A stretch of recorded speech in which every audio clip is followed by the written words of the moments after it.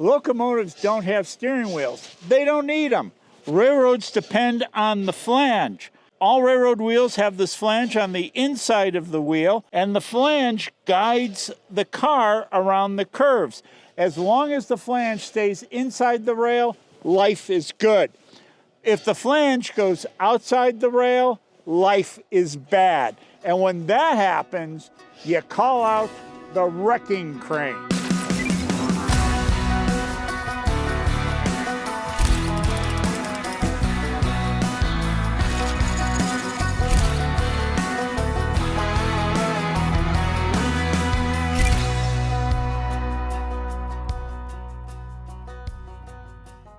The railroad purchased the wrecking crane in 1907 because they knew in railroading you would have a wreck.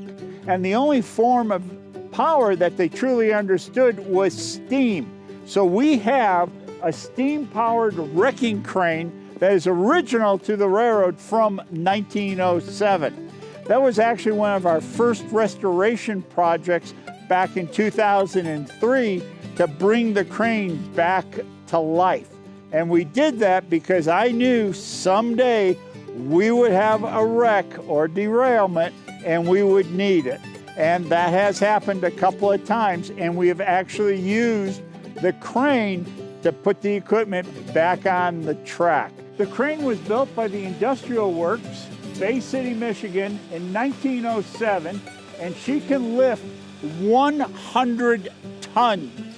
And as you can see, she's steam powered, but she can only lift 100 tons at 17-foot radius. You go out another 3 feet to 20 feet, she can only lift 80 tons. And the reason for that is she is top heavy, and what we've done is put out these outriggers and jacked her up. The other thing is too, to stabilize her, she is literally clamped to the rail. As I mentioned earlier, we put her back in operation in 2003 because I knew someday we would need her. And that day came about 3 years ago. Locomotive 81 is up at Keystone and her tender wheel broke. And when her tender wheel broke, she derailed, and there was nothing we could do to get her back on the rail. So we had to send the steam crane out. She has her wrecker car there, and on top of that, we had another set of trucks, took her up to Keystone, put her in position, lifted up the tender, rolled the broken truck out, put the new truck down, rolled her in place, lowered her, and then everything came back to town. It made what could have been an impossible situation possible. The other thing about the steam crane that I think is so cool, you heard it earlier turning around, just chuff, chuff, chuff, chuff, chuff. Lift a car up, chuff, chuff, chuff, chuff, chuff. She never really gets all that much more noisy. It's an incredible piece of equipment, and we do fire her up for our photo shoots. And we do that for two reasons.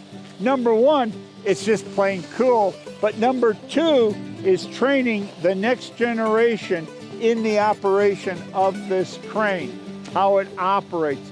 The controls up there are very unique, and you need to be able to turn them to turn the crane around. If you like this video, please subscribe to our channel and give us your comments on what you'd like to see the steam crane lift.